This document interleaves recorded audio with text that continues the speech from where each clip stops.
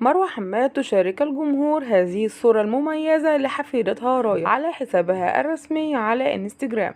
السلام عليكم ورحمة الله. نشرت مروة حماد على حسابها الرسمي هذه الصورة لرايا حفيدتها، وكتبت عليها: مدللة العيلة الجميلة رايا الوليد مجداد، فعلا ما أعز من الولد إلا ولد الولد. وقالت مروة حماد بأن نور زوجة ابنها الوليد هي من قامت بمشاركة صورة رايا معها. وعلقت مروة حماد على الصورة بأنها قالت: أحلى وأغلى صورة وصلتني اليوم من نور مرت وليد. رايا بلغت من العمر الآن 3 شهور، وتحظى باهتمام كبير جدا من كل العائلة باعتبارها الحفيدة الأولى لعائلة مجداد.